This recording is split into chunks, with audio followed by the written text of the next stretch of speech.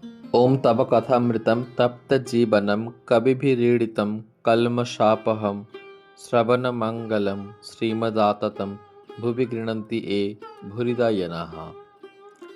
তৃতীয় পরিচ্ছেদ। শ্রীযুক্ত মনমোহন ও শ্রীযুক্ত সুরেন্দ্রের বাটিতে শ্রীরামকৃষ্ণ। পরের রবিবারে 19শে নভেম্বর 1882 খ্রিস্টাব্দ। জগদ্ধাত্রী পূজা। সুরেন্দ্র নিমন্ত্রণ করিয়াছেন। তিনি ঘর বাহির করিতেছেন, কখন ঠাকুর আসেন। মাস্টারকে দেখিয়া তিনি বলিতেছেন, তুমি এসেছ, আর তিনি কোথায়। এমন সময় ঠাকুরের গাড়ি আসিয়া উপস্থিত। কাছে শ্রীযুক্ত মনমোহনের বাড়ি। ঠাকুর প্রথমে সেখানে নামিলেন। সেখানে একটু বিশ্রাম করিয়া সুরেন্দ্রের বাড়িতে আসিবেন। মনমোহনের বৈঠকখানায় ঠাকুর বলিতেছেন, যে অকিঞ্চন, যে দীন, তার ভক্তি ঈশ্বরের প্রিয় জিনিস। খোল মাখানো জাব যেমন গরুর প্রিয়। দুর্যোধন অত টাকা, অত ঐশ্বর্য দেখাতে লাগলো, কিন্তু তার বাটিতে ঠাকুর গেলেন না। তিনি বিদুরের বাটি গেলেন।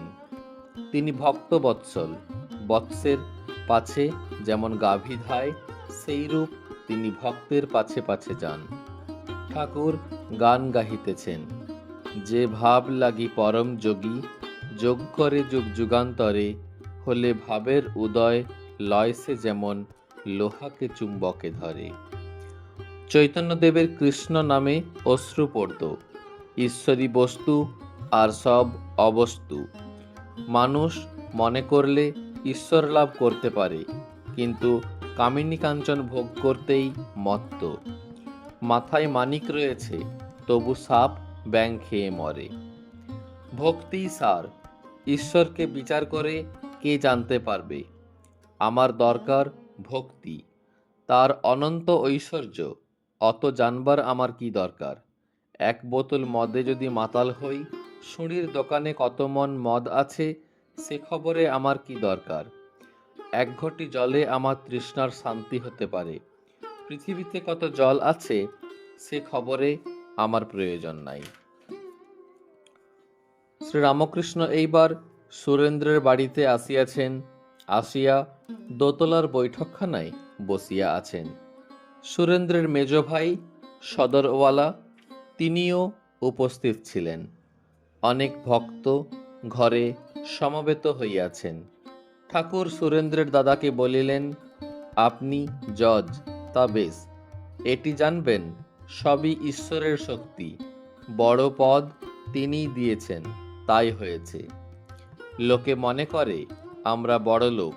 ছাদের জল সিংহের মুখওয়ালা নল দিয়ে পড়ে। মনে হয় সিংহটা মুখ দিয়ে জল বার করছে, কিন্তু দেখো কোথাকার জল। কোথা আকাশে মেঘ হয়, সেই জল ছাদে পড়ে, তারপর গড়িয়ে নলে যাচ্ছে, তারপর সিংহের মুখ দিয়ে বেরুচ্ছে। সুরেন্দ্রের ভ্রাতা, মহাশয়, ব্রাহ্ম সমাজে বলে স্ত্রী স্বাধীনতা, জাতিভেদ উঠিয়ে দাও। এসব আপনার কি বোধ হয়? শ্রীরামকৃষ্ণ, ঈশ্বরের উপর নূতন অনুরাগ হলে ওই রকম হয়। ঝড় এলে ধুলো ওড়ে, কোনটা আমড়া আর কোনটা তেঁতুল গাছ, কোনটা আম গাছ বোঝা যায় না। ঝড় থেমে গেলে তখন বোঝা যায়। নবানুরাগের ঝড় থেমে গেলে ক্রমে বোঝা যায় যে ঈশ্বরই শ্রেয়, নিত্য পদার্থ আর সব অনিত্য। সাধুসঙ্গ তপস্যা না করলে এসব ধারণা হয় না। পাখোয়াজের বোল মুখে বললে কি হবে, হাতে আনা বড় কঠিন। শুধু লেকচার দিলে কি হবে, তপস্যা চাই, তবে ধারণা হবে। জাতিভেদ, কেবল এক উপায়ে জাতিভেদ উঠতে পারে, সেটি ভক্তি। ভক্তের জাতি নাই। অস্পৃশ্য জাত শুদ্ধ হয়। চণ্ডাল ভক্ত হলে আর চণ্ডাল থাকে না। চৈতন্যদেব আচণ্ডালে কোল দিয়েছিলেন। ব্রহ্মজ্ঞানীরা হরিনাম করে, খুব ভালো। ব্যাকুল হয়ে ডাকলে তার কৃপা হবে, ঈশ্বর লাভ হবে। সব পথ দিয়েই তাকে পাওয়া যায়। এক ঈশ্বরকে নানা নামে ডাকে। যেমন এক ঘাটের জল হিন্দুরা খায়, বলে জল। আরেক ঘাটে খ্রিস্টানরা খায়, বলে ওয়াটার। আরেক ঘাটে মুসলমানেরা খায়, বলে পানি। সুরেন্দ্রের ভ্রাতা: মহাশয়, থিওজফি কিরূপ বোধ হয়? শ্রীরামকৃষ্ণ: শুনেছি নাকি ওতে অলৌকিক শক্তি, মিরাকেলস হয়। দেব মোড়লের বাড়িতে দেখেছিলাম একজন পিশাচ সিদ্ধ। পিশাচ কত কি জিনিস এনে দিত, অলৌকিক শক্তি নিয়ে কি করব? ওর দ্বারা কি ঈশ্বর লাভ হয়? ঈশ্বর যদি না লাভ হয় তাহলে সকলই মিথ্যা। ওম নিরঞ্জনং নিত্যমনন্তরূপং ভক্তানুকম্পাধৃত বিগ্রহং বৈ ঈশাবতারং পরমেশমিড্ডং তং রামকৃষ্ণং শিরসা নমামহ।